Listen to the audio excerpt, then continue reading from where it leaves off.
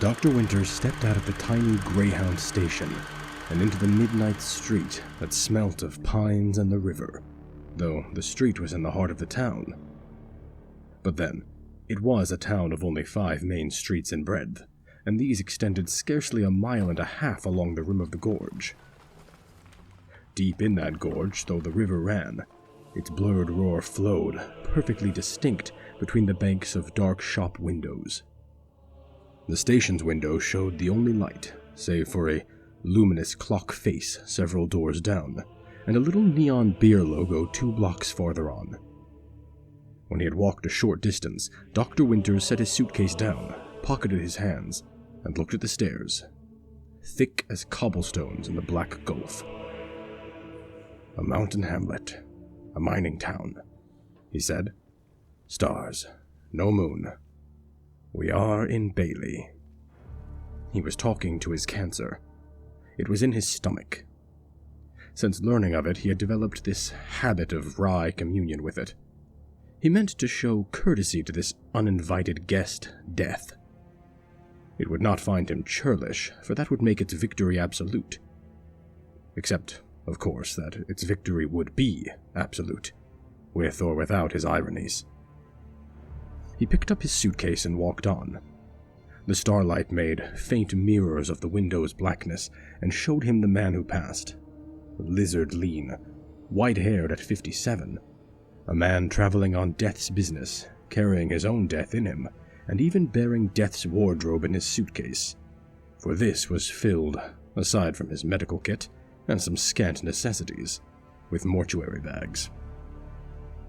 The sheriff had told him on the phone of the improvisations that presently enveloped the corpses, and so the doctor had packed these, laying them in his case with bitter amusement, checking the last one's breadth against his chest before the mirror, as a woman will gauge a dress before donning it, and telling his cancer, "Oh yes, that's plenty roomy enough for both of us." The case was heavy, and he stopped frequently to rest and scan the sky. What a night's work to do, probing soulless filth, eyes earthward, beneath such a ceiling of stars. It had taken 5 days to dig them out. The autumnal equinox had passed, but the weather here had been uniformly hot, and warmer still, no doubt, so deep in the earth. He entered the courthouse by a side door. His heels knocked on the linoleum corridor. A door at the end of it, on which was lettered Nate Craven, County Sheriff, opened well before he reached it, and his friend stepped out to meet him. "Damn it, Carl, you're still so thin they could use you for a whip. Give me that, you're in too good a shape already. You don't need the exercise." The case hung weightless from his hand, imparting no tilt at all to his bull shoulders. Despite his implied self-derogation, he was only moderately paunched for a man his age and size. He had a rough-hewn face, and the bulk of brow, nose, and jaw made his greenish eyes look small until one engaged them and felt the snap and penetration of their intelligence. He half-filled 2 cups from a coffee urn and topped both off with bourbon from a bottle in his desk. When they had finished these, they had finished trading news of mutual friends. The sheriff mixed another round and sipped from his in a silence clearly prefatory to the work at hand. "They talk about rough justice," he said. "I've sure seen it now. One of those patients of yours that you'll be working on? He was a killer. Killer don't even half say it, really. You could say that he got justly executed in that blast. That much was justice for damn sure. But rough as hell on those other 9. And the rough don't just stop at their being dead, either. That kiss-ass boss of yours, he's breaking his goddamn back, touching his toes for Fordham Mutual. How much of the picture did he give you?" "You refer, I take it, to the estimable Coroner Waddleton of Fordham County." Dr. Winters paused to sip his drink. With a delicate flaring of his nostrils, he communicated all the disgust, contempt, and amusement he had felt in his 4 years as a pathologist in Waddleton's office. The sheriff laughed. "Clear pictures seldom emerge from anything the coroner says," the doctor continued. "He took your name in vain, vigorously and repeatedly. These expressions formed his opening remarks. He then developed the theme of our office's strict responsibility to the letter of the law, and of the workmen's compensation law in particular. Death benefits accrue only to the dependents of decadents whose death arise out of the course of their employment, not merely in the course of it. Victims of a maniacal assault, though they die on the job, are by no means necessarily compensable under the law. We then contemplated the tragic injustice of an insurance company, any insurance company, having to pay benefits to unentitled persons, solely through the laxity and incompetence of investigating officers. Your name came up again. Craven uttered a bark of mirth and fury. The impartial public servant. Ha! The impartial brown-nosed flim-flam of bullshit man is what he is. 10-1, Fordham Mutual will slip out of it without his help, and those widows won't see a goddamn nickel. Words were an insufficient vent. The sheriff turned and spat into his wastebasket. He drained his cup and sighed.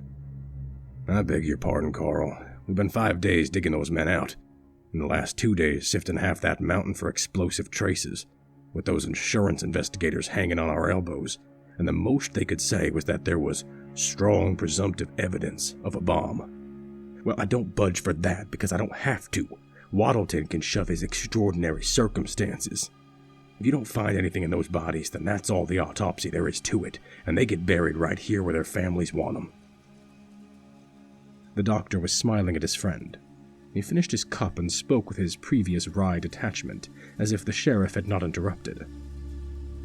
The honorable coroner then spoke with remarkable volubility on the subject of autopsy consent forms and the malicious subversion of private citizens by vested officers of the law. He had, as it happened, a sheaf of such forms on his desk, all signed, all with a rider clause typed in above the signatures. A cogent paragraph. It had, among its other qualities, the property of turning the coroner's face purple when he read it aloud. He read it aloud to me 3 times. It appeared that the survivor's consent was contingent on 2 conditions: that the autopsy be performed in loco mortis, that is to say, in Bailey, and that only if the coroner's pathologist found concrete evidence of homicide should the decadents be subject either to removal from Bailey or to further necropsy. It was well written. I remember wondering who wrote it. The sheriff nodded musingly. He took Dr. Winter's empty cup, set it by his own, filled both 2/3 with bourbon, and added a splash of coffee to the doctor's. The 2 friends exchanged a level stare, rather like poker players in the clinch. The sheriff regarded his cup, sipped from it. In loco mortis. What all does that mean exactly? In the place of death. Oh. Freshen that up for you? I've just started it, thank you. Both men laughed, paused, and laughed again. Some might have said immoderately. He all but told me that I had to find something to compel a second autopsy, the doctor said at length. He would have sold his soul, or taken out a second mortgage on it, for a mobile X-ray unit. He's right, of course. If those bodies have trapped any bomb fragments, that would be the surest and quickest way of finding them. It still amazes me your Dr. Parsons could let his X-ray go unfixed for so long. He sets bones, stitches wounds, writes prescriptions, and sends anything tricky down the mountain. Just barely manages that. Drunks don't get much done. He's gotten that bad. He hangs on and no more. Waddleton was right there, not deputizing him pathologist. I doubt he could find a cannonball in a dead rat.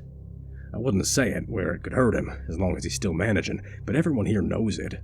His patients sort of look after him half the time. But Waddleton would have sent you, no matter who was here. Nothing but his best for party contributors like Fordham Mutual. The doctor looked at his hands and shrugged. So, there's a killer in the batch. Was there a bomb? Slowly, the sheriff planted his elbows on the desk and pressed his hands against his temples, as if the question had raised a turbulence of memories. For the first time, the doctor, half hearkening throughout to the never-quite-muted stirrings of the death within him, saw his friend's exhaustion.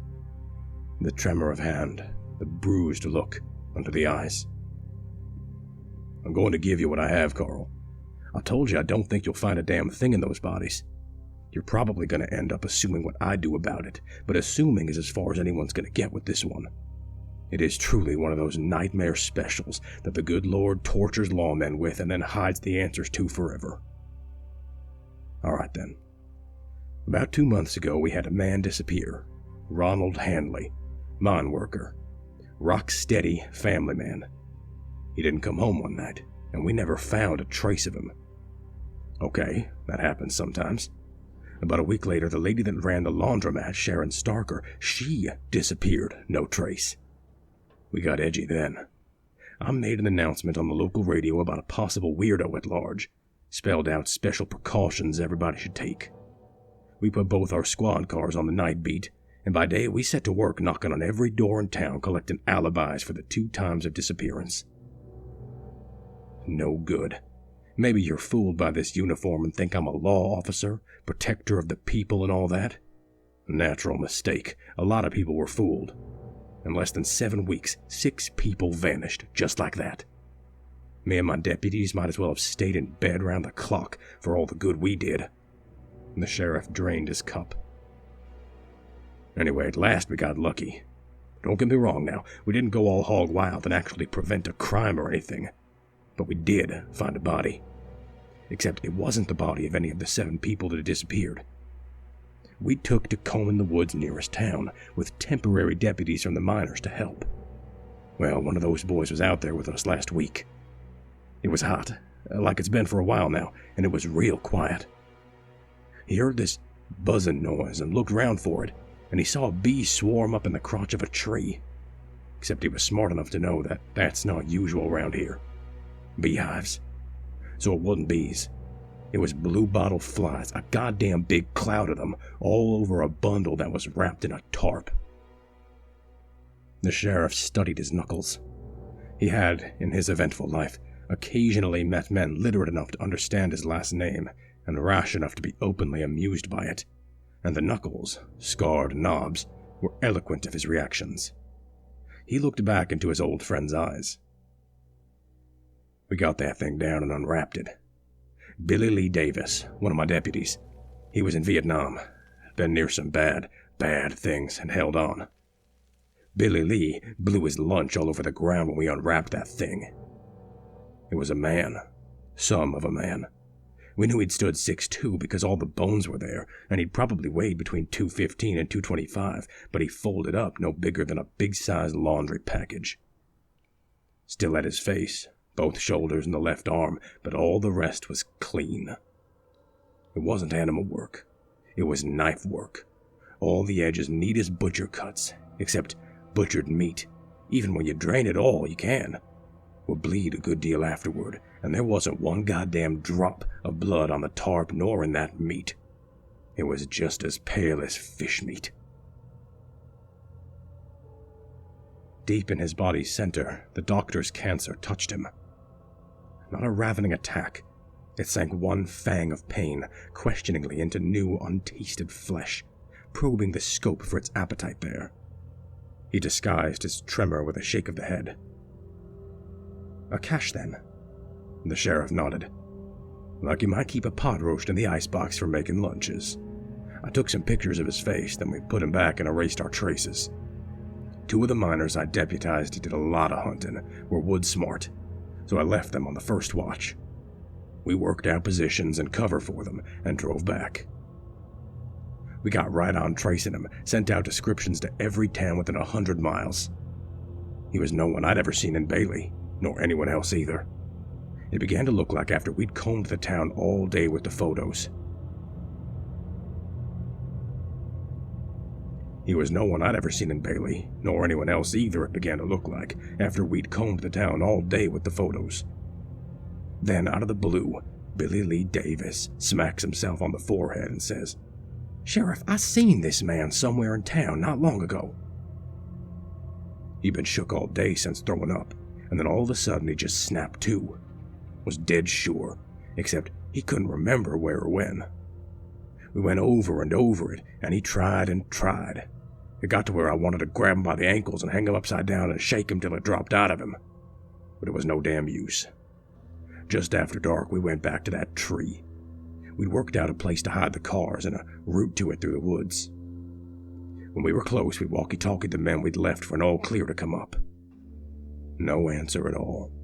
And when we got there, all that was left of our trap was the tree. No body, no tarp, no special assistant deputies, nothing. This time Dr. Winters poured the coffee and bourbon. Too much coffee, the sheriff muttered, but drank anyway. Part of me wanted to chew nails and break necks, and part of me was scared shitless. When we got back, I got on the radio station again and made an emergency broadcast, and then had the man at the station rebroadcast it every hour. Told everyone to do everything in groups of 3, to stay together at night in 3s at least, to go out little as possible, keep armed, and keep checking up on each other. It had such a damn fool sound to it, but just pairing up was no protection if half of one of those pairs was the killer. I deputized more men and put them on the streets to beef up the night patrol. It was the next morning that things broke. The sheriff of Raquel called. He's over in the next county. He said our corpse sounded a lot like a man named Abel Dougherty, a mill hand with Conwood over there. I left Billy Lee in charge and drove right out. This Dougherty had a crippled older sister he always checked back to by phone whenever he left town for long. Habit nobody knew about, probably embarrassed him. Sheriff Peck there only found out about it when the woman called him, said her brother had been 4 days gone for vacation and not rung her once. Without that, Peck might not have thought of Dougherty, just from our description, though the photo I showed him clinched it, and one would have reached him by mail soon enough. Well, he'd hardly set it down again when a call came through from me. It was Billy Lee. He'd remembered. When he'd seen Dougherty was the Sunday night, 3 days before we found him. When he'd seen Dougherty was the Sunday night 3 days before we found him. Where he'd seen him was the Trucker's Tavern outside the north end of town. The man had made a stir by being jolly drunk and latching on to a miner who was drinking there, a man named Joe Allen, who'd started at the mine about 2 months back. Dougherty kept telling him that he wasn't Joe Allen, but Dougherty's old buddy named Sykes that had worked with him at Conwood for a coon's age, and what the hell kind of joke was this? Come have a beer, old buddy, and tell me why you took off so sudden, and what the hell you been doing with yourself. Allen took it laughing. Dougherty would clap him on the shoulder. Allen would clap him right back and make every kind of joke about it, say, "Give this man another beer, I'm standing in for a long-lost friend of his." Dougherty was so big and loud and stubborn, Billy Lee was worried about a fight starting, and he wasn't the only one worried. But this Joe Allen was a natural, good old boy, handled it perfect. We checked him out weeks back along with everyone else, and he was real popular with the other miners. Finally, Dougherty swore he was going to take him on to another bar to help celebrate the vacation Dougherty was starting out on. Joe Allen got up grinning and said, God damn it, he couldn't accommodate Dougherty by being this fellow Sykes, but he could sure as hell have a glass with any serious drinking man that was treating. He went out with him, gave everyone a wink as he left, to the general satisfaction of the audience. Craven paused. Dr. Winters met his eyes and knew his thought. 2 images. The jolly wink that roused the room to laughter, and the thing in the tarp, aboil with bright blue flies. It was plain enough for me, the sheriff said. I told Billy Lee to search Allen's room at the Skettles boarding house, and then go straight to the mine and take him. We could find polished things once we had him. Since I was already in Raquel, I saw to some of the loose ends before I started back. I went with Sheriff Peck down to Conwood, and we found a picture of Eddie Sykes in the personnel files. I'd seen Joe Allen often enough, and it was his picture in that file. We found out Sykes lived alone, was an on-again, off-again worker, private in his comings and goings, and hadn't been around for a while. But one of the Sawyers there could be pretty sure of when Sykes left Raquel, because he'd gone to Sykes' cabin the morning after a big meteor shower they had out there about 9 weeks back, since some thought the shower might have reached the ground, and not far from Sykes' side of the mountain. He wasn't in that morning, and the Sawyer hadn't seen him since. It looked sewed up. It was sewed up. After all those weeks, I was less than a mile out of Bailey, had the pedal floored. Full of rage and revenge, I felt like a bullet. Like I was one big 30 caliber slug that was going to go right through that blood-sucking cannibal, tear the whole truth right out of his heart, enough to hang him 100 times. And that was the closest I got. So close that I heard it when it all blew to shit. I sound squirrely, I know I do. Maybe all this gave me something I'll never shake off. We had to put together what happened. Billy Lee didn't have my other deputy with him. Travis was out with some men on the mountain, dragnetting around that tree for clues. By luck, he was back at the car when Billy Lee was trying to raise him. He said he'd just been through Alan's room and had gotten something we could maybe hold him on. It was a sphere, half again big as a basketball, heavy, made of something that wasn't metal or glass, but was a little like both. You could half see into it, and it looked to be full of some kind of circuitry and components. If someone tried to spring Alan, we could make a theft rap out of this thing, or say we suspected it was a bomb. Jesus. Anyway, he said it was the only strange thing he found, but it was plenty strange. He told Travis to get up to the mine for backup. He'd be there first and should already have Alan by the time Travis arrived. Tierney, the shift boss up there, had an assistant that told us the rest. Billy Lee parked behind the offices where the men in the yard wouldn't see the car. He went upstairs to arrange the arrest with Tierney. They got half a dozen men together. Just as they came out of the building, they saw Alan take off running from the squad car with the sphere under his arm. Well, the whole compound's fenced in and Tierney'd already phoned to have all the gates shut. Alan zigged and zagged some, but caught on quick to the trap. The sphere slowed him, but he still had a good lead. He hesitated a minute and then ran straight for the mine shaft. A cage was just going down with the crew, and he risked every bone in him jumping down after it, but he got safe on top. By the time they got to the switches, the cage was down the second level, and Alan and the crew had got out. Tierney got it back up. Billy Lee ordered the rest back to get weapons and follow, and him and Tierney rode the cage right back down. And about 2 minutes later, half the goddamn mine blew up. The sheriff stopped as if cut off. His lips parted to say more, his eyes registering for perhaps the 100th time his amazement that there was no more, that the weeks of death and mystification ended here, with this split second. With this split-second recapitulation, more death, more answerless dark, sealing all. Nate, what? Wrap it up and go to bed. I don't need your help. You're dead on your feet. I'm not on my feet, and I'm coming along. Give me a picture of the victim's position relative to the blast. I'm going to work and you're going to bed. The sheriff shook his head absently. They're mining in shrinkage stopes. The adits. Levels branch off lateral from the vertical shaft. From one level they hollow out overhand up to the one above. Scoop out big chambers and let most of the broken rock stay inside so they can stand on the heaps to cut the ceilings higher. They leave sections of support wall between stopes, and those men were buried several stopes in from the shaft. The cave-in killed them. The mountain just folded them up in their own hill of tailings. No kind of fragments reached them, I'm dead sure. The only ones they found were some of standard charges that the main blast set off, and those didn't even get close. The big one blew out where the adit joined the shaft, right where, and right when Billy Lee and Tierney got out of the cage. And there is nothing left there, Carl. No sphere, no cage, no Tierney, no Billy Lee Davis, just rock blown fine as flour. Dr. Winters nodded, and after a moment stood up. Come on, Nate. I've got to get started. I'll be lucky to have even a few of them done before morning. Drop me off and go to sleep, till then at least. You'll still be there to witness most of the work. The sheriff rose, took up the doctor's suitcase, and led him out of the office without a word, concession in his silence. The patrol car was behind the building. The doctor saw a crueler beauty in the stars than he had an hour before. They got in, and Craven swung them out onto the empty street. The doctor opened the window and hearkened, but the motor's surge drowned out the river sound. Before the thrust of their headlights, ranks of old-fashioned parking meters sprouted shadows tall across the sidewalks.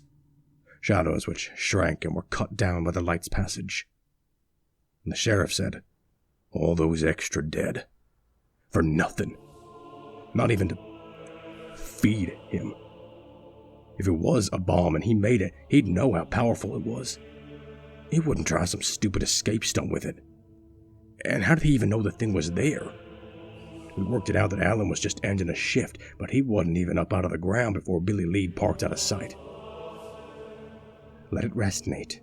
I want to hear more, but after you've slept. I know you. All the photos will be there and the report complete. All the evidence neatly boxed and carefully described.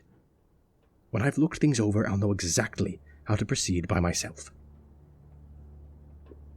Bailey had neither hospital nor morgue, and the bodies were in a defunct ice plant on the edge of town. A generator had been brought down from the mine, lighting improvised, and the refrigeration system reactivated. Dr. Parsons' office and the tiny examining room that served the sheriff's station in place of a morgue. Dr. Parsons' office and the tiny examining room that served the sheriff's station in place of a morgue had furnished this makeshift with all the equipment that Dr. Winters would need, beyond what he carried with him. A quarter-mile outside the main body of the town, they drew up to it. Tree-flanked, unneighbored by any other structure, it was a double building. The smaller half, the office, was illuminated. The bodies would be in the big, windowless refrigerator segment. Craven pulled up beside a second squad car parked near the office door. A short, rake-thin man wearing a large white Stetson got out of the car and came over. Craven rolled down his window. "Trav, this here's Dr. Winters." "Hello, Nate. Dr. Winters. Everything's shipshape inside. Felt more comfortable out here. The last of those news hounds left 2 hours ago." "I sure do hang on. You take off now, Trav. Get some sleep and be back at sunup. What temperature we getting?" The pale Stetson, far clearer in the starlight than the shadow face beneath it, wagged dubiously.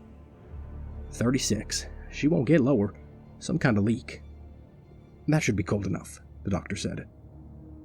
Travis drove off and the sheriff unlocked the padlock on the office door. Waiting behind him, Dr. Winters heard the river again. A cold balm, a whisper of freedom, and overlying this, the stutter and soft snarl of the generator behind the building. A gnawing, remorseless sound that somehow fed the obscure anguish which the other soothed. They went in. The preparations had been thoughtful and complete. "You can wheel them out of the fridge on this and do the examining in here," the sheriff said, indicating a table and a gurney. "You should find all the gear you need on this big table here, and you can write up your reports on that desk. The phone's not hooked up.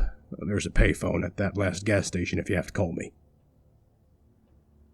The doctor nodded, checking over the material on the larger table. Scalpels, post-mortem and cartilage knives, intestine scissors, rib shears, forceps, probes, mallet and chisels, a blade saw and electric bone saw, scale, jars for specimens, needles and suture, sterilizer, gloves. Beside this array were a few boxes and envelopes with descriptive sheets attached, containing the photographs and such evidentiary objects as had been found associated with the bodies. "Excellent," he muttered. "The overhead light's fluorescent, full spectrum or whatever they call it. Better for colors. There's a pint of decent bourbon in that top desk drawer. Ready to look at 'em?" "Yes." The sheriff unbarred and slid back the big metal door to the refrigeration chamber. Icy, tainted air boiled out of the doorway. The light within was dimmer than that provided in the office, a yellow gloom wherein 10 oblong heaps lay on trestles. The two stood silent for a time, their stillness a kind of unpremeditated homage paid the eternal mystery at its threshold. As if the cold room were in fact a shrine, the doctor found a peculiar awe in the row of veiled forms. The awful unison of their dying, the Titan's grave that had been made for them, conferred on them a stern authority, death's chosen ones. His stomach hurt, and he found that he had his hand pressed to his abdomen. He glanced at Craven and was relieved to see that his friend, staring wearily at the bodies, had missed the gesture. Nate, help me uncover them. Starting at opposite ends of the row, they stripped the tarps off and piled them in a corner. Both were brisk now, not pausing over the revelation of the swelled, pulpy faces, most three-lipped with the gaseous burgeoning of their tongues, and the fat, livid hands sprouting from the filthy sleeves. But at one of the bodies, Craven stopped. The doctor saw him look and his mouth twist. Then he flung the tarp on the heap and moved on to the next trestle. When they came out, Dr. Winters took out the bottle and glasses Craven had put in the desk, and they had a drink together. The sheriff made as if he would speak, but shook his head and sighed. I will get some sleep, Carl. I'm getting crazy thoughts with this thing. The doctor wanted to ask those thoughts. Instead, he laid a hand on his friend's shoulder. Go home, Sheriff Craven. Take off the badge and lie down. The dead won't run off on you. We'll all still be here in the morning. When the sound of the patrol car faded, the doctor stood, listening to the generator's growl and the silence of the dead, resurgent now. Both the sound and the silence seemed to mock him. The after-echo of his last words made him uneasy. He said to his cancer, What about it, dear colleague? We will still be here tomorrow? All of us? He smiled, but felt an odd discomfort, as if he had ventured a jest in company and roused a hostile audience. As if he had ventured a jest in company and roused a hostile silence. He went to the refrigerator door, rolled it back, and viewed the corpses in their ordered rank, with their strange tribunal air. What, sirs? He murmured. Do you judge me? Just who is to examine whom tonight, if I may ask? He went back into the office, where his first step was to examine the photographs made by the sheriff, in order to see how the dead had lain at their uncovering. The earth had seized them with terrible suddenness. Some crouched, some partly stood, others sprawled in a crazy free-fall posture. Each successive photo showed more of the jumble as the shovels continued their work between shots. The doctor studied them closely, noting the identifications inked on the bodies as they came completely into view. One man, Roger Willett, had died some yards from the main cluster. It appeared he had just straggled into the stope from the adit at the moment of the explosion. He should thus have received, more directly than any of the others, the shockwaves of the blast. If bomb fragments were to be found in any of the corpses, Mr. Willett's seemed likeliest to contain them. Dr. Winters pulled on a pair of surgical gloves. He lay at one end of the line of trestles. He wore a thermal shirt and overalls that were strikingly new beneath the filth of burial. Their tough fabrics jarred with that of his flesh. Blue, swollen, seeming easily torn or burst like ripe fruit. In life, Willett had grease-combed his hair. Now it was a sculpture of dust, spikes, and whirls shaped by the head's last grindings against the mountain that clenched it. Rigor had come and gone. Willett rolled laxly onto the gurney. As the doctor wheeled him past the others, he felt a slight self-consciousness, the sense of some judgment flowing from the dead assembly. Unlike most such vagrant emotional embellishments of experience, had an odd tenacity in him. This stubborn unease began to irritate him with himself, and he moved more briskly. He put Willett on the examining table and cut the clothes off him with shears, storing the pieces in an evidence box. The overalls were soiled with agonal waste expulsions. The doctor stared a moment with unwilling pity at his naked subject. You won't ride down to Fordham in any case, he said to the corpse. Not unless I find something pretty damned obvious. He pulled his gloves tighter and arranged his implements. Waddleton had said more to him than he had reported to the sheriff. The doctor was to find and forcefully to record that he had found strong indications, absolutely requiring the decadent's removal to Fordham for X-ray and an exhaustive second post-mortem. The doctor's continued employment with the coroner's office depended entirely on his compliance in this. He had received this stipulation with a silence Waddleton had not thought it necessary to break. His present resolution was all but made at that moment. Let the obvious be taken as such.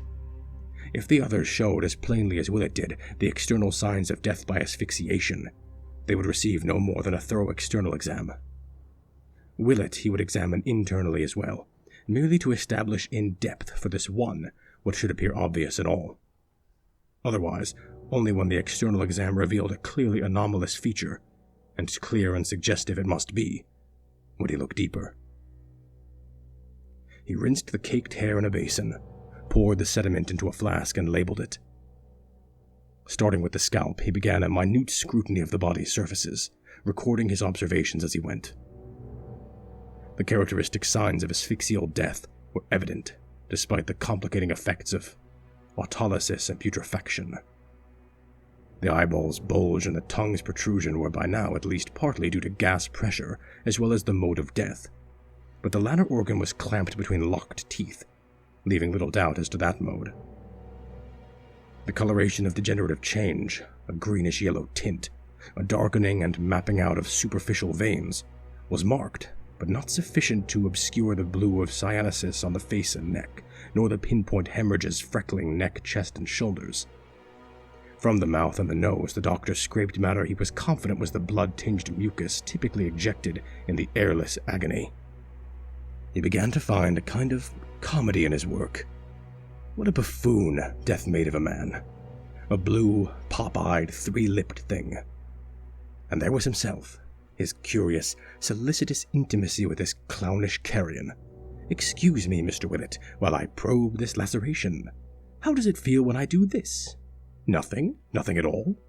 Fine, now what about these nails? Split them clawing at the earth, did you? Yes, a nice blood blister under this thumbnail, I see. Got it on the job a few days before your accident, no doubt. Remarkable calluses here, still quite tough." The doctor looked for an unanalytic moment at the hands.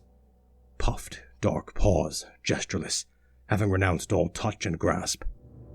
He felt the wastage of the man concentrated in the hands, the painful futility of the body's fine articulation when it is seen in death.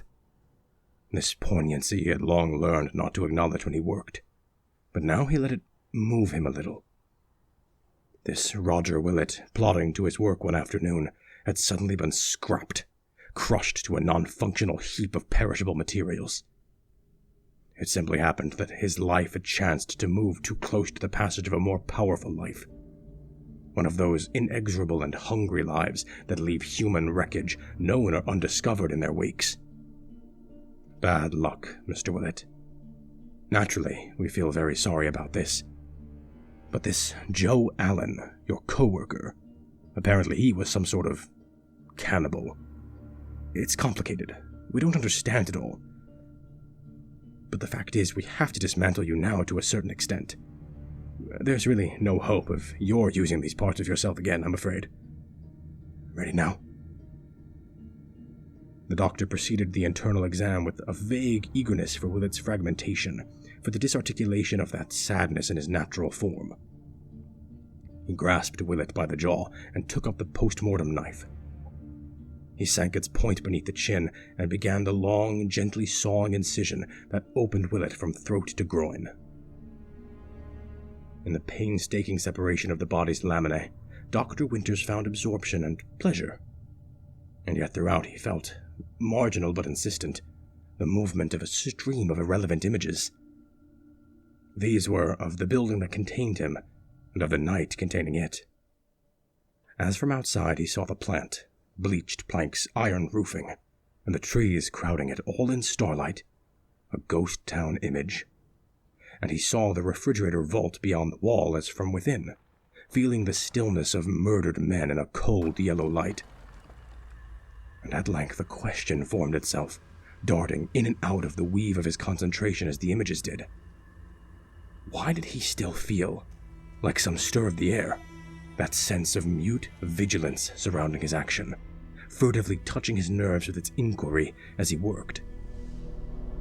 He shrugged, overtly angry now. Who else was attending but Death? Wasn't he Death's hireling, and this Death's place? Then let the master look on.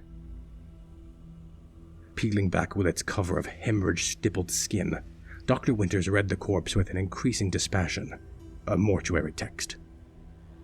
He confined his inspection to the lungs and mediastinum and found there unequivocal testimony to Willett's asphyxial death. The pleurae of the lungs exhibited the expected ecchymosis, bruised spots in the glassy enveloping membrane. Beneath, the polyhedral surface lobules of the lungs themselves were bubbled and blistered, the expected interstitial emphysema. The lungs on section were intensely and bloodily congested.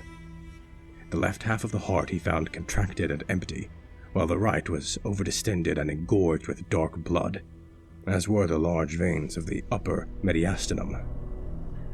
It was a classic picture of death by suffocation, and at length the doctor, with needle and suture, closed up the text again. He returned the corpse to the gurney, and draped one of his mortuary bags over it in the manner of a shroud. When he had help in the morning, he would weigh the bodies on a platform scale the office contained, and afterward bag them properly. He came to the refrigerator door, and hesitated. He stared at the door, not moving, not understanding why. Run. Get out, now. The thought was his own, but it came to him so urgently, he turned around as if someone behind him had spoken. Across the room, a thin man in smock and gloves, his eyes shadows, glared at the doctor from the black windows. Behind the man was a shrouded cart. Behind that, a wide metal door. Quietly wondering, the doctor asked, "Run from what?" The eyeless man in the glass was still half-crouched, afraid. Then, a moment later, the man straightened, threw back his head, and laughed. The doctor walked to the desk and sat down shoulder to shoulder with him. He pulled out the bottle and they had a drink together, regarding each other with identical bemused smiles. Then the doctor said, "Let me pour you another. You need it, old fellow. It makes a man himself again." Nevertheless, his re-entry of the vault was difficult, toilsome, each step seeming to require a new summoning of the will to move. In the freezing half-light, all movement felt like defiance. His body lagged behind his craving to be quick, to be done with this molestation of the gathered dead. He returned Willett to his pallet and took his neighbor. The name on the tag wired to his boot was Ed Moses. Dr. Winters wheeled him back to the office and closed the big door behind him. With Moses, his work gained momentum. He expected to perform no further internal necropsies. He thought of his employer, rejoicing now in his seeming submission to Waddleton's ultimatum. The impact would be dire. He pictured the coroner in shock, a sheaf of pathologists' reports in one hand, and smiled. Waddleton could probably make a plausible case for incomplete examination. Still, a pathologist's discretionary powers were not well defined. Many good ones would approve the adequacy of the doctor's method, given his working conditions.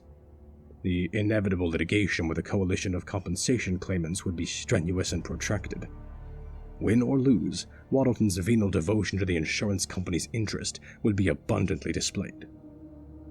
Further, immediately on his dismissal, the doctor would formally disclose its occult cause to the press. A libel action would ensue, which he would have as little cause to fear as he had to fear his firing. Both his savings and the lawsuit would long outlast his life. Externally, Ed Moses exhibited a condition as typically asphyxial as Willett's had been, with no slightest mark of fragment entry. The doctor finished his report and returned Moses to the vault, his movements brisk and precise. His unease was all but gone. That queasy stirring of the air, had he really felt it? It had been, perhaps, some new reverberation of the death at work in him, a psychic shudder of response to the cancer's stealthy probing for his life. He brought out the body next to Moses in the line. Walter Lou Jackson was big, 6'2" from heel to crown, and would surely weigh out at more than 200 pounds. He had writhed mightily against his million-ton coffin with an agonal strength that had torn his face and hands. Death had mauled him like a lion. The doctor set to work. His hands were fully themselves now, fleet, exact, intricately testing the corpse's character as other fingers might explore a keyboard for its laden melodies. And the doctor watched them with an old pleasure, one of the few that had never failed him. His mind at once removed from their busy intelligence. All the hard deaths, a world full of them, time without end. Lives wrenched, kicking from their snug meat frames. Walter Lou Jackson had died very hard. Joe Allen brought this on you, Mr. Jackson. We think it was part of his attempt to escape the law. But what a botched flight. The unreason of it, more than baffling, was eerie in its colossal futility. Beyond question, Allen had been cunning. A ghoul with a psychopath's social finesse. A good old boy who could make a tavern full of men laugh with delight while he cut his victim from their midst. Make them applaud his exit with the prey, who stepped jovially into the darkness with murder at his side, clapping him on the shoulder. Intelligent, certainly, with a strange technical sophistication as well, suggested by the sphere. Then what of the lunacy yet more strongly suggested by the same object? In the sphere was concentrated all the lethal mystery of Bailey's long nightmare. Why the explosion? Its location implied an ambush for Allen's pursuers, a purposeful detonation. Had he aimed at a limited cave-in from which he schemed some inconceivable escape? Folly enough in this, far more if, as seemed sure, Allen had made the bomb himself, for then he would have to know its power was grossly inordinate to the need. But if this was not a bomb, had a different function, and only incidentally an explosive potential, Allen might underestimate the blast. It appeared the object was somehow remotely monitored by him, for the timing of events showed he had gone straight for it the instant he emerged from the shaft, shunned the bus waiting to take his shift back to town, and made a beeline across the compound for a patrol car that was hidden from his view by the office building. This suggested something more complex than a mere explosive device. Something, perhaps, whose destruction was itself more Allen's aim than the explosion produced thereby. The fact that he risked the sphere's retrieval at all pointed to this interpretation. For the moment he sensed its presence at the mine, he must have guessed that the murder investigation had led to its discovery and removal from his room. But then, knowing himself already liable to the extreme penalty, why should Allen go to such lengths to recapture evidence incriminatory of a lesser offense, possession of an explosive device? Then grant that the sphere was something more, something instrumental to his murders that could guarantee a conviction he might otherwise evade. Still, his gambit made no sense. Since the sphere, and thus the lawmen he could assume to have taken it, were already at the mine office, he must expect the compound to be sealed at any moment. Meanwhile, the gate was open. Escape into the mountains a strong possibility for a man capable of stalking and destroying two experienced and well-armed woodsmen lying in ambush for him. Why had he all but ensured his capture to weaken the case against himself that his escape would have rendered irrelevant?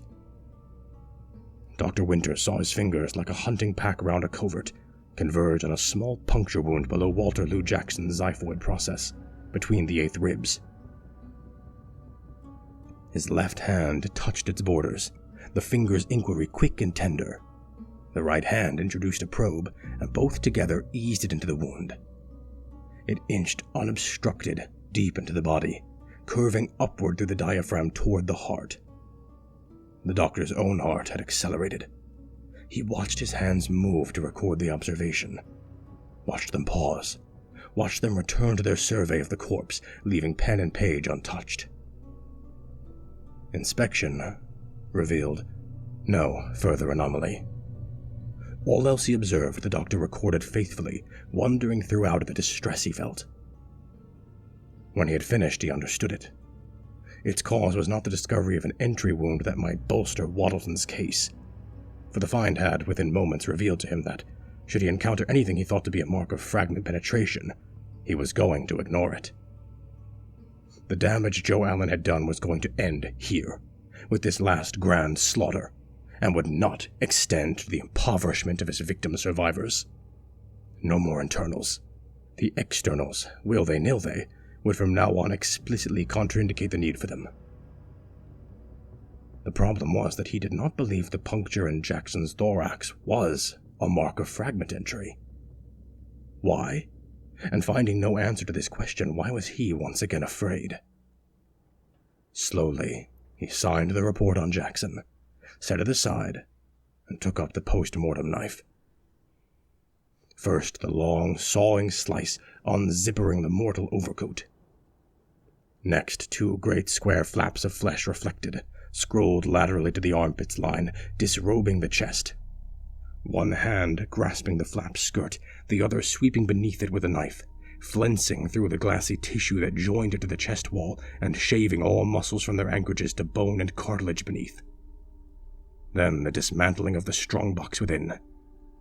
Rib shears, so frank and forward a tool, like a gardener's. The steel beak bit through each rib's gristle anchor to the sternum's center plate. At the sternum's crownpiece, the collarbone's ends were knifed, pried, and sprung free from their sockets. The coffer unhasped, unhinged, a knife teased beneath the lid, and levered it off. Some minutes later, the doctor straightened up and stepped back from his subject. He moved almost drunkenly, and his age seemed scored more deeply in his face. With loathing haste, he stripped his gloves off. He went to the desk, sat down, and poured another drink. If there was something like horror in his face, there was also a hardening in his mouth's line and the muscles of his jaw. He spoke to his glass. "So be it, Your Excellency. Something new for your humble servant. Testing my nerve." Jackson's pericardium, the shapely capsule containing his heart, should have been all but hidden between the big, blood-fat lobes of his lungs. The doctor had found it fully exposed, the lungs flanking at wrinkled lumps less than a third their natural bulk. Not only they, but the left heart and the superior mediastinal veins, all the regions that should have been grossly engorged with blood, were utterly drained of it. The doctor swallowed his drink and got out the photographs again. He found that Jackson had died on his stomach across the body of another worker, with the upper part of a third trapped between them. Neither these 2 subjacent corpses nor the surrounding earth showed any stain of a blood loss that must have amounted to 2 liters. Possibly the pictures, by some trick of shadow, had failed to pick it up. He turned to the investigator's report, where Craven would surely have mentioned any significant amounts of bloody earth uncovered during the disinterment. The sheriff recorded nothing of the kind. Dr. Winters returned to the pictures. Ronald Pollack, Jackson's most intimate associate in the grave, had died on his back, beneath and slightly askew of Jackson, placing most of their torsos in contact, save where the head and shoulder of the third interposed. It seemed inconceivable Pollack's clothing should lack any trace of such massive drainage from a death mate thus embraced. The doctor rose abruptly, pulled on fresh gloves, and returned to Jackson. His hands showed a more brutal speed now, closing the great incision temporarily with a few widely spaced sutures. He replaced him in the vault and brought out Pollack, striding, heaving hard at the dead shapes and the shifting of them, thrusting always so it seemed to him just a step ahead of urgent thoughts he did not want to have, deformities that whispered at his back, emitting faint, chill gusts of putrid breath. He shook his head, denying, delaying, and pushed the new corpse onto the work table. The scissors undressed Pollack in greedy bites. But at length, when he had scanned each scrap of fabric and found nothing like the stain of blood, he came to rest again, relinquishing that simplest desired resolution he had made such haste to reach. He stood at the instrument table, not seeing it, submitting to the approach of the half-formed things at his mind's periphery.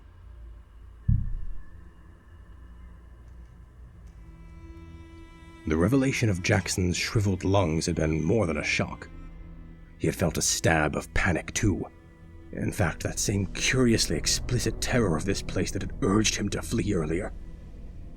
He acknowledged now that the germ of that quickly suppressed terror had been a premonition of this failure to find any trace of the missing blood.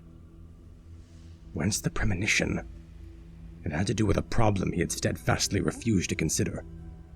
the mechanics of so complete a drainage of the lungs' densely reticulated vascular structure? Could the Earth's crude pressure by itself work so thoroughly, given only a single vent both slender and strangely curved? And then the photograph he had studied. It frightened him now to recall the image. Some covert meaning stirred within it, struggling to be seen. Dr. Winters picked the probe up from the table and turned again to the corpse. As surely and exactly as if he had already ascertained the wound's presence, he leaned forward and touched it, a small, neat puncture just beneath the xiphoid process. He introduced the probe. The wound received it deeply in a familiar direction. The doctor went to the desk and took up the photograph again. Pollock's and Jackson's wounded areas were not in contact. The third man's head was sandwiched between their bodies at just that point. He searched out another picture, in which this third man was more central, and found his name inked in below his image.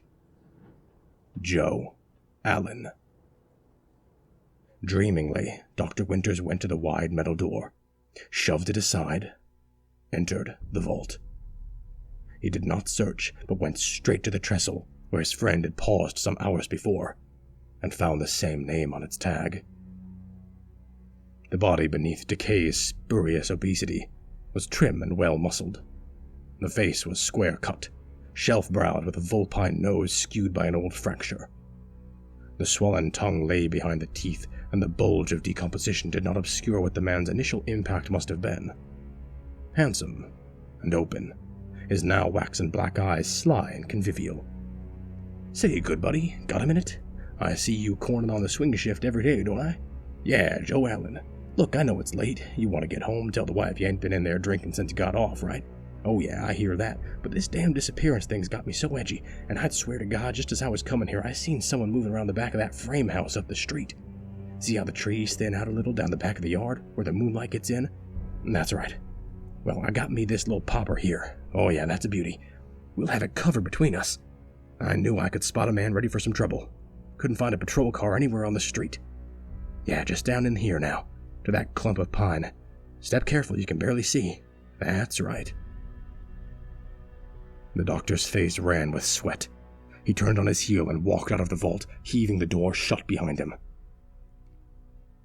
In the office's greater warmth, he felt the perspiration soaking his shirt under the smock. His stomach rasped with steady oscillations of pain, but he scarcely attended it. He went to Pollock and seized up the post-mortem knife. The work was done with surreal speed, the laminae of flesh and bone recoiling smoothly beneath his desperate but unerring hands, until the thoracic cavity lay exposed, and in it the vampire-stricken lungs, 2 gnarled lumps of gray tissue.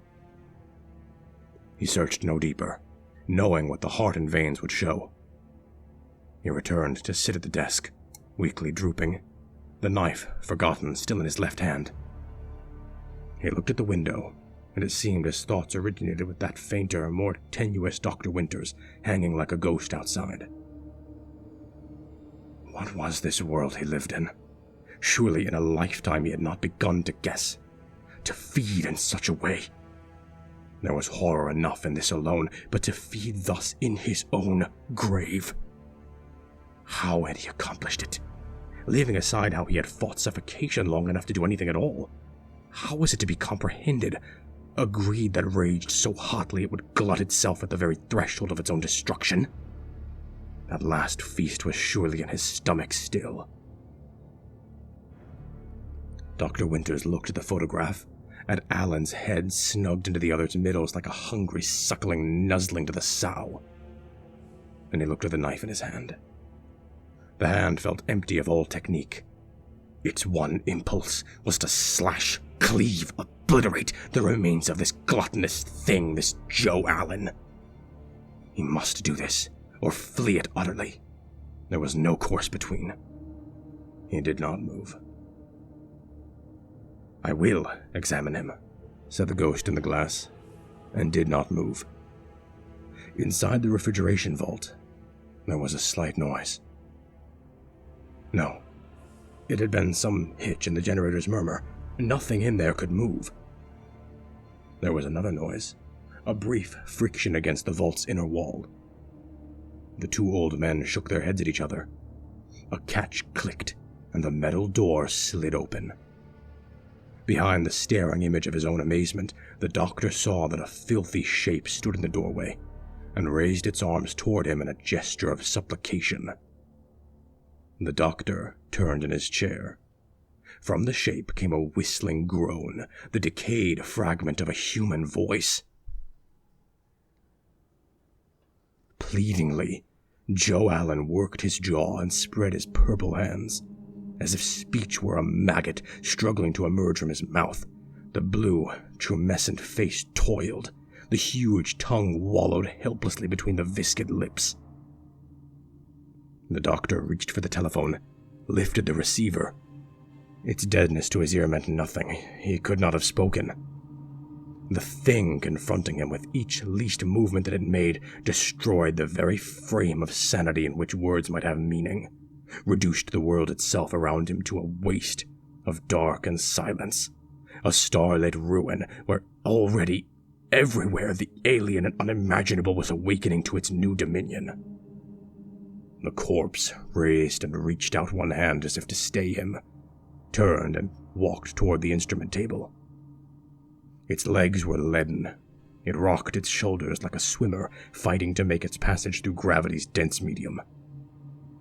It reached the table and grasped it exhaustedly. The doctor found himself on his feet, crouched slightly, weightlessly still. The knife in his hand was the only part of himself he clearly felt, and it was like a tongue of fire, a crematory flame. Joe Allen's corpse thrust one hand among the instruments. The thick fingers, with a queer simian ineptitude, brought up a scalpel. Both hands clasped the little handle and plunged the blade between the lips as a thirsty child might a popsicle, then jerked it out again, slashing the tongue. Turbid fluid splashed down to the floor. The jaw worked stiffly. The mouth brought out words in a wet, ragged hiss. "Please, help me. Trapped in this." One dead hand struck the dead chest. "Starving." "What are you?" "Traveler, not of Earth. An eater of human flesh, a drinker of human blood." No, hiding only. Am small, shape hideous to you, feared death." "You brought death." The doctor spoke with the calm of perfect disbelief, himself as incredible to him as the thing he spoke with. It shook its head, the dull, popped eyes glaring with an agony of thwarted expression. "Killed none. Hid in this not to be killed. 5 days now, drowning in decay. Free me, please." "No. You have come to feed on us. You are not hiding in fear. We are your food, your meat and drink. You fed on those two men within your grave, their grave. For you a delay. In fact, a diversion that has ended the hunt for you." No. Used men already dead. For me, 5 days starvation, even less. Fed only from necessity. Horrible necessity. The spoiled vocal instrument made a mangled gasp of the last word. An unhuman snake-pit noise the doctor felt as a cold flicker of ophidian tongues within his ears, while the dead arms moved in a sudden approximation of the body language that swears truth. "No," the doctor said. "You killed them all, including your tool, this man. What are you?" Panic erupted in the question which he tried to bury by answering himself instantly. "Resolute, yes, that surely. You used death for an escape route. You need no oxygen, perhaps." "Extracted more than my need from gases of decay, a lesser component of our metabolism.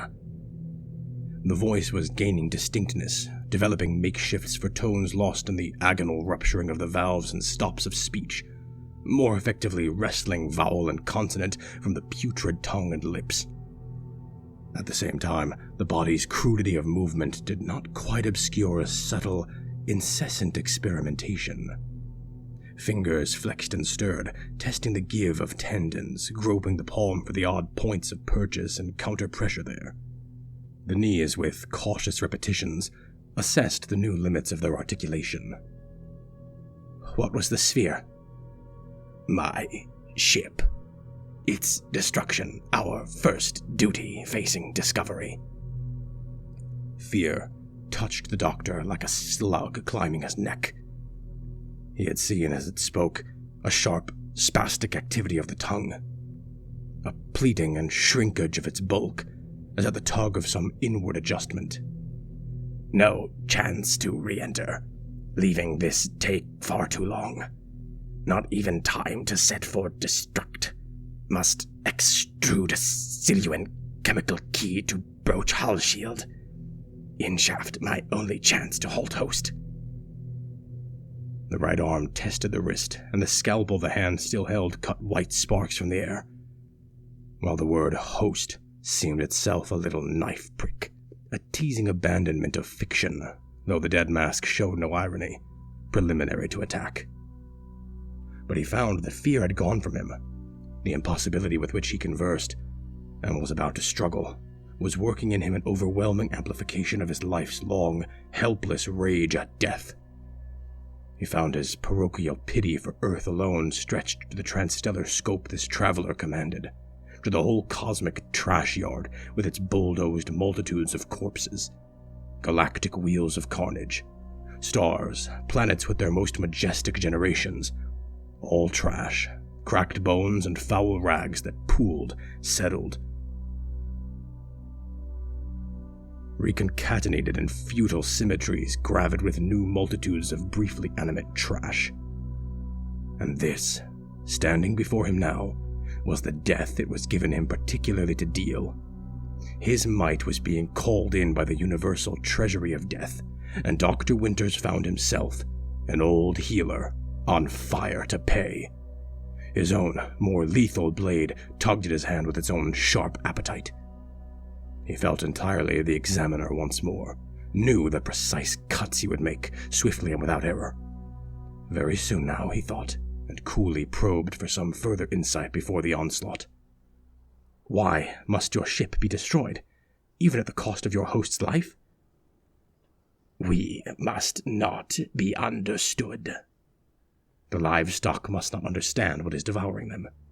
Yes, Doctor. Not all at once. But one by one, you will understand what is devouring you. That is essential to my feast. The doctor shook his head.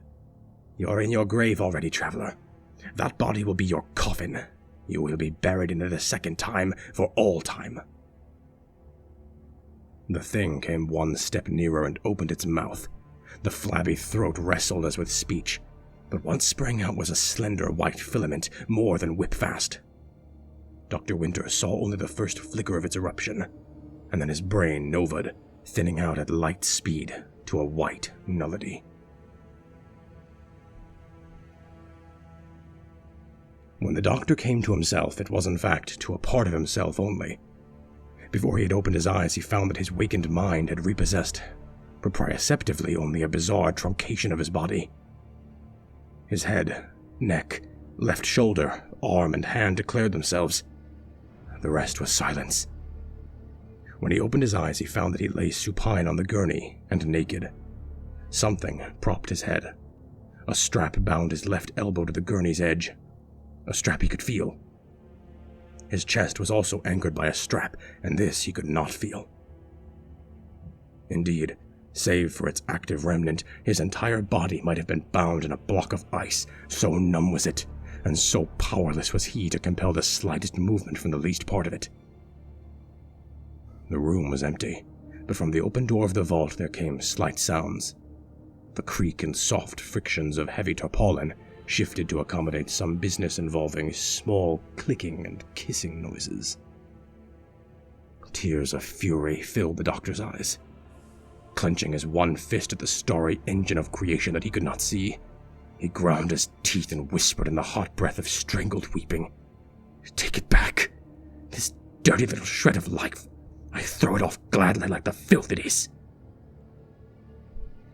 The slow knock of boot soles loudened from within the vault, and he turned his head. From the vault door, Joe Allen's corpse approached him. It moved with new energy, though its gait was grotesque, a ducking, hitching progress, jerky with circumventions of decayed muscle, while above this galvanized, struggling frame, the bruise-colored face hung inanimate, an image of detachment. With terrible clarity, it revealed the thing for what it was, a damaged hand puppet vigorously worked from within. And when that frozen face was brought to hang above the doctor, the reeking hands, with the light, solicitous touch of friends at sickbeds, rested on his naked thigh. The absence of sensation made the touch more dreadful than it felt. It showed him that the nightmare he still desperately denied at heart had annexed his body, while he, holding head and arm free, had already more than half drowned in its mortal paralysis. There lay his nightmare part, a nothingness freely possessed by an unspeakability. The corpse said, "Rotten blood, thin nourishment. Only 1 hour alone before you came. Fed from neighbor to my left. Barely had strength to extend siphon. Fed from the right while you worked. Tricky going, you are alert. Expected Dr. Parsons. Energy needs of animating this." One hand left the doctor's thigh and smote the dusty overalls. "And of host transfer. Very high. Once I have you synapsed, we'll be near starvation again." A sequence of unbearable images unfolded in the doctor's mind, even as the robot carrion turned from the gurney and walked to the instrument table. The sheriff's arrival just after dawn, alone of course, since Craven always took thought for his deputy's rest, and because on this errand he would want privacy to consider any indiscretion on behalf of the minor survivors that the situation might call for. His finding his old friend, supine and alarmingly weak. His hurrying over, his leaning near. Then, somewhat later, a police car containing a rack of still-wet bones might plunge off the highway above some deep spot in the gorge. The corpse took an evidence box from the table and put the scalpel in it. And then it turned and retrieved the mortuary knife from the floor and put that in as well, saying as it did so, without turning, "The sheriff will come in the morning. You spoke like close friends. He will probably come alone." The coincidence with his thoughts had to be accident, but the intent to terrify and appall him was clear. The tone and timing of that patched-up voice were unmistakably deliberate. Sly probes that sought his anguish specifically, sought his mind's personal center. He watched the corpse, back at the table, dipping an apish but accurate hand and plucking up rib shears, scissors, clamps, adding all to the box. He stared, momentarily emptied by shock of all but the will to know finally the full extent of the horror that had appropriated his life. Joe Allen's body carried the box to the work table beside the gurney, and the expressionless eyes met the doctor's. "I have gambled. A grave gamble, but now I have won. At risk of personal discovery, we are obliged to disconnect, contract, hide as well as possible in host body. Suicide, in effect. I disregarded situational imperatives, despite starvation before disinterment, and subsequent autopsy all but certain. I caught up with crew, tackled Pollock and Jackson microseconds before blast. Computed 5 days survival from this cache. Could disconnect at limit of strength to do so, but otherwise would chance autopsy, knowing doctor was alcoholic incompetent. And now see my gain. You are a prize host, can feed with near impunity, even when killing too dangerous. Safe meals delivered to you, still warm. The corpse had painstakingly aligned the gurney parallel to the work table, but offset. The table's foot extending past the gurney's, and separated from it by a distance somewhat less than the reach of Joe Allen's right arm. Now the dead hands distributed the implements along the right edge of the table, save for the scissors in the box. These the corpse took to the table's foot, where it set down the box and slid the scissors' jaws round one strap of its overalls. It began to speak again, and as it did, the scissors dismembered its cerements in unhesitating strokes. The cut must be medical, forensically right, though a smaller one easier. Must be careful of the pectoral muscles, or arms will not convey me. I am no larva anymore. Over 1,500 grams. To ease the nightmare's suffocating pressure, to thrust out some flicker of his own will against its engulfment, the doctor flung a question, his voice more cracked than the other's now was. "Why is my arm free?" The last fine neural splicing needs a sensory-motor standard to perfect my brain's fit to yours.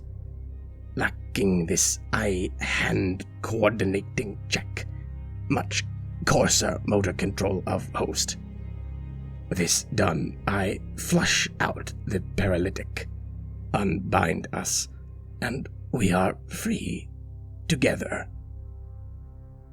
The grave clothes had fallen in a puzzle of fragments, and the cadaver stood naked, its dark, gas-rounded contours making it seem some sleek marine creature ruddered with the black-veined, gas-distended sex. Again the voice had teased for his fear, had uttered the last word with a savoring protraction, and now the doctor's cup of anguish brimmed over. Horror and outrage wrenched his spirit in brutal alternation, as if trying to tear it naked from its captive frame. He rolled his head in this deadlock, his mouth beginning to split with the slow birth of a mind-emptying outcry. The corpse watched this, giving a single nod that might have been approbation. Then it mounted the work table, and with the concentrated caution of some practiced convalescent re-entering his bed, lay on its back.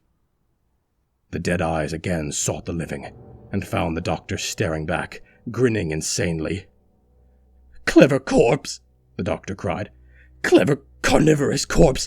Able alien! Please don't think I'm criticizing. Who am I to criticize? A mere arm and shoulder, a talking hand, just a small piece of a pathologist. But I'm confused." He paused, savoring the monster's attentive silence and his own buoyancy in the hysterical levity that had unexpectedly liberated him.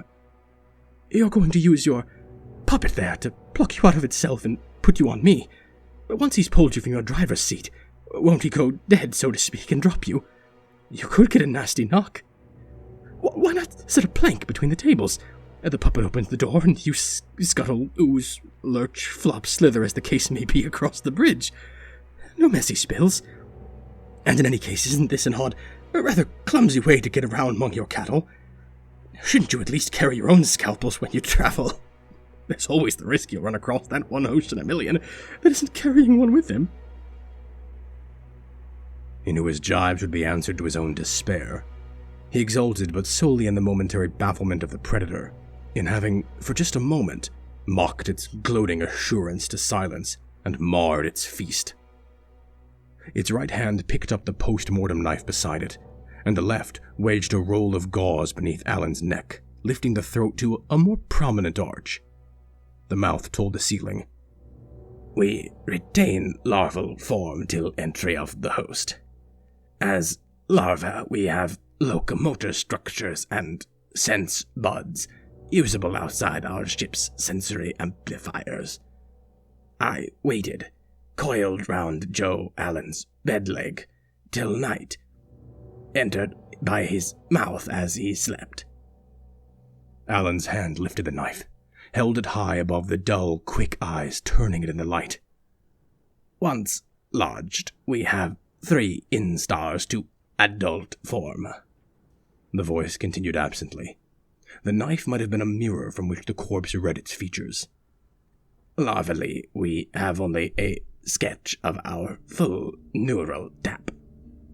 Our metamorphosis cued and determined by host's endosomatic ecology. I matured in 3 days. Alan's wrist flexed, tipping the knife's point downmost. Most supreme adaptations, purchased at the cost of inessential capacities. The elbow pronated and slowly flexed, hooking the knife bodywards. Our hosts are all sentience.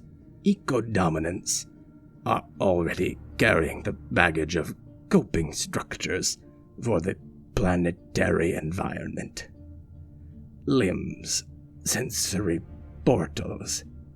The fist planted the fang of its tool under the chin, tilted it, and rode it smoothly down the throat, the voice proceeding unmarred from under the furrow that the steel plowed.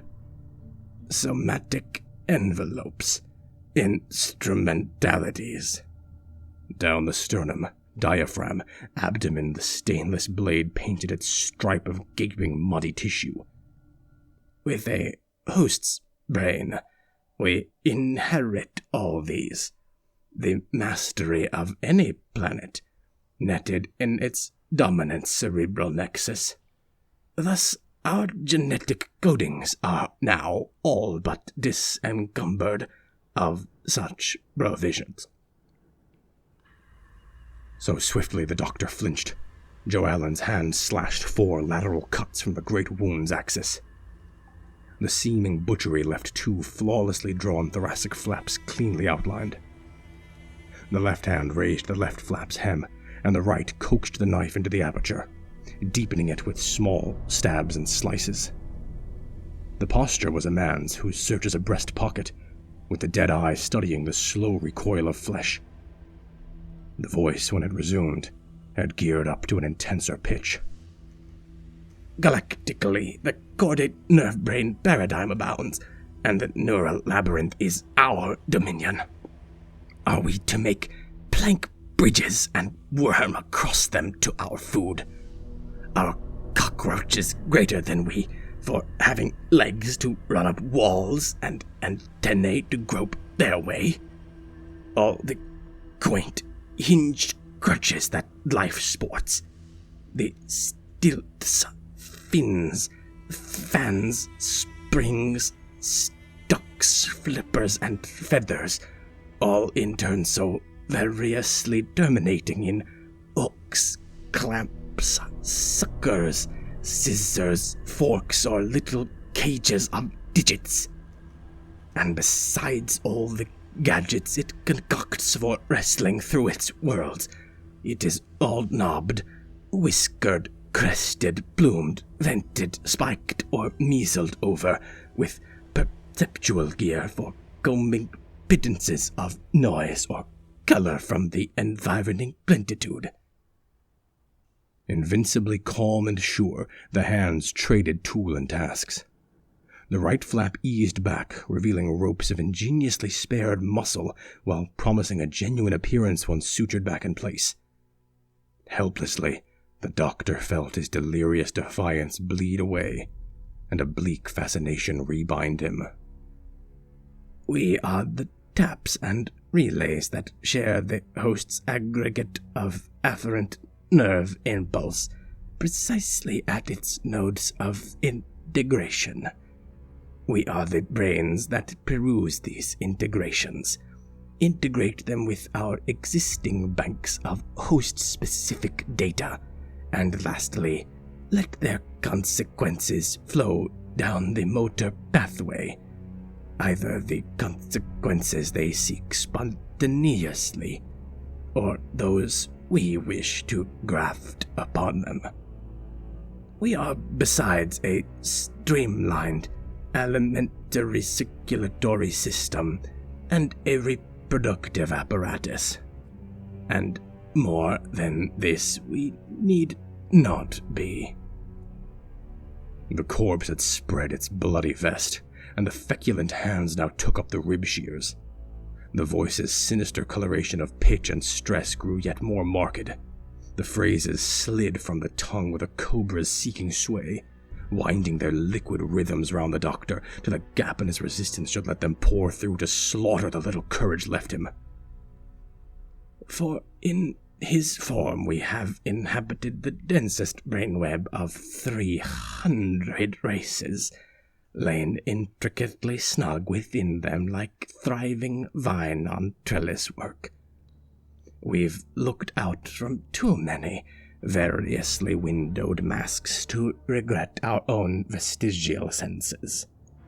None read their worlds definitely, far better than our nomad's range and choice, than an unvarying tendency of one poor set of structures.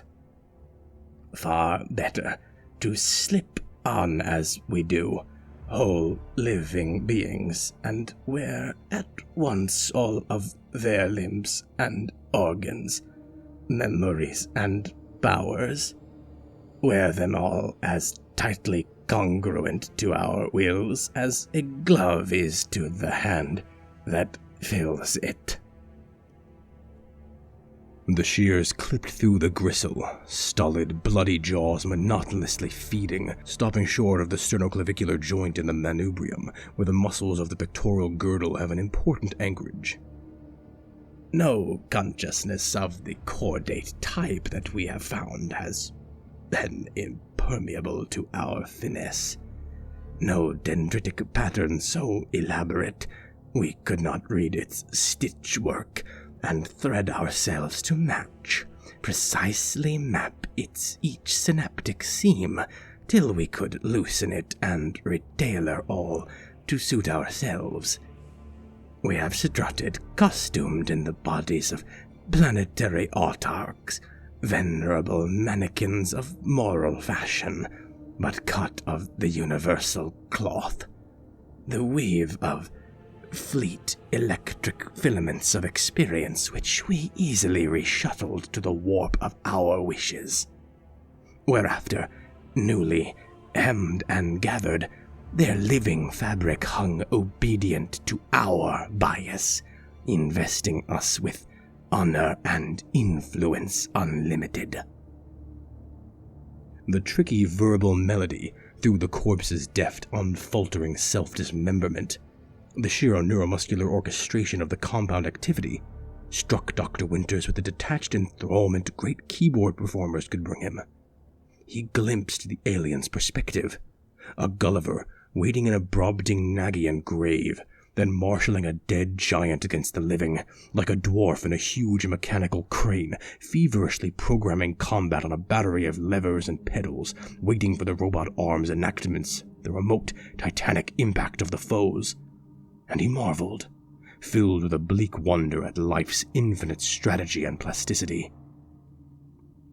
Joe Allen's hands reached into his half-opened abdominal cavity, reached deep below the uncut anterior muscle that was exposed by the shallow, spurious incision of the epidermis, till by external measure they were extended far enough to be touching his thighs. The voice was still as the forearms advertised a delicate rummaging with the buried fingers. The shoulder drew back. As the steady withdrawal brought the wrists into view, the dead legs tremored and quaked with diffuse spasms. "You called your kind our food and drink, Doctor. If you were merely that, an elementary usurpation of your motor tracts alone would satisfy us, give us perfect cattle control. For what rarest word or subtlest behavior is more than a flurry of varied muscles? That trifling skill was ours long ago. It is not mere blood that feeds this lust I feel now to tenant you, this craving for an intimacy that years will not stale. My truest feast lies in compelling you to feed in that way, and in the utter deformation of your will this will involve. Had gross nourishment been my prime need, then my gravemates, Pollock and Jackson, could have eked out 2 weeks of life for me or more. But I scorned a cowardly parsimony in the face of death. I reinvested more than half the energy that their blood gave me in fabricating chemicals to keep their brains alive and fluid-bathed with oxygenated nutriment. Out of the chasmed midriff, the smeared hands dragged 2 long tresses of silvery filament that writhed and sparkled with a million simultaneous coilings and contractions. The legs jittered with faint, chaotic pulses throughout their musculature, until the bright, vermiculate tresses had gathered into 2 spheric masses, which the hands laid carefully within the incision. Then the legs lay still as death. I had accessory neural taps only to spare, but I could access much memory, and all of their cognitive responses, and having in my banks all the organ of Kota's electrochemical conversions of English words, I could whisper anything to them, directly into the 8th cranial nerve. Those are our true feast, Doctor. Such bodiless electric storms of impotent cognition as I tickled up in those 2 little bone globes. I was forced to drain them yesterday, just before disinterment. They lived till then, and understood everything I did to them. When the voice paused, the dead and living eyes were locked together. They remained so a moment, and then the dead face smiled. It recapitulated all the horror of Alan's first resurrection, this waking of expressive soul from those grave mound contours, and it was a demon soul the doctor saw awaken. The smile was barbed with fine, sharp hooks of cruelty at the corners of the mouth, while the barbed eyes beamed fond, languorous anticipation of his pain. Remotely, Dr. Winters heard the flat sound of his own voice asking, "And Joe Allen?" "Oh yes, Doctor. He is with us now. Has been throughout. I grieve to abandon so rare a host. He is a true hermit philosopher, well read in 4 languages. He is writing a translation of Marcus Aurelius. It was, I mean, in his free time." Long minutes succeeded of the voice accompanying the surreal self-autopsy, but the doctor lay stilled, emptied of reactive power. Still, the full understanding of his fate reverberated in his mind. An empty room, though which the voice, not heard exactly, but somehow implanted directly, as in the subterranean torture it had just described, sent aftershocks of realization, amplifications of the unspeakable. The parasite had traced and tapped the complex interface between cortical integration of input and the consequent neural output shaping response. It had interposed its brain between, sharing consciousness while solely commanding the pathways of reaction. The host, the bottled personality, was mute and limbless for any least expression of its own will, while hellishly articulate and agile in the surface of the parasites. It was the host's own hands that bound and wrenched the life half out of his prey, his own loins that experienced the repeated orgasms crowning his other despoliations of their bodies. And when they lay, bound and shrieking still, ready for the consummation, it was his own strength that hauled the smoking entrails from them, and his own intimate tongue and guzzling mouth he plunged into the rank, palpitating feast. And the doctor had glimpses of the history behind this predation, that of a race so far advanced in the essentializing, the inexorable abstraction of their own mental fabric, that through scientific commitment and genetic self-cultivation, they had come to embody their own model of perfected consciousness, streamlined to permit the entry of other beings and the direct acquisition of their experiential worlds. All strictest scholarship at first, until they matured in the disembodied scholars, their long germinal and now blazing, jealous hatred for all lesser minds, rooted and clothed in the soil and sunlight of solid particular worlds. The parasite spoke of the cerebral music, the symphonies of agonized paradox that were its invasion's chief plunder. The doctor felt the truth behind this grandiloquence. Its actual harvest from the systematic violation of encoffined personalities was the experience of a barren supremacy of means over lives more primitive perhaps, but vastly wealthier in the vividness and passionate concern with which life for them was imbued. Joe Allen's hands had scooped up the bunched skeins of alien nerve, with the wrinkled brain node couched amidst them, and for some time had awaited the slow retraction of a last major trunk line, which seemingly had followed the spine's axis. At last, when only a slender subfiber of this remained implanted, the corpse, smiling once more, held up for him to view its reconcatenated master. The doctor looked into its eyes then and spoke, not to their controller, but to the captive who shared them with it, and who now, the doctor knew, neared his final death. "Goodbye, Joe Allen. Eddie Sykes. You are guiltless. Peace be with you at last."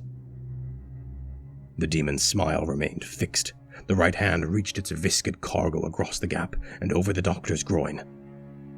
He watched the hand set the glittering Medusa's head, his new self, upon his flesh, return to the table, take up the scalpel, and reach back to cut in his groin a 4-inch incision, all in eerie absence of tactile stimulus. The line that had remained plunged into the corpse suddenly whipped free of the mediastinal crevice, retracted across the gap, and shortened to a taut stub on the seething organism atop the doctor. Joe Allen's body collapsed, emptied, all slack. He was a corpse again entirely, but with one anomalous feature to his posture. His right arm had not dropped to the nearly vertical hang that would have been natural. At the instant of the alien's unplugging, the shoulder had given a fierce shrug and wrenching of its angle, flinging the arm upward as it died so that it now lay in the orientation of an arm that reaches up for a ladder's next rung. The slightest tremor would unfix the joints and dump the arm back into the gravitational bias. It would also serve to dump the scalpel from the preferred upturned palm that implement still precariously occupied.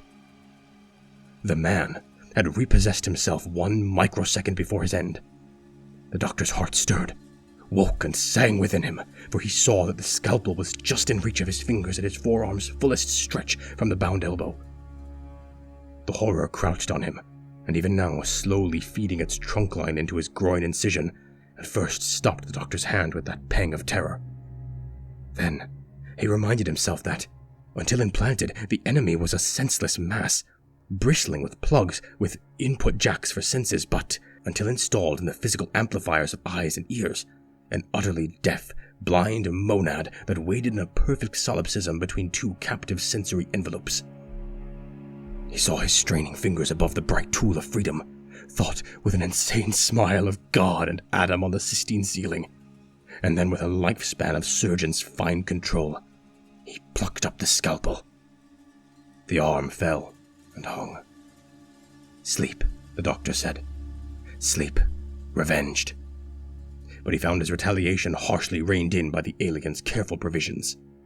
His elbow had been fixed with his upper arm almost at right angles to his body's long axis. His forearm could reach his hand inward and present it closely to the face, suiting the parasite's need of an eye-hand coordinative check, but could not, even with the scalpel's added reach, bring its point within 4 inches of his groin.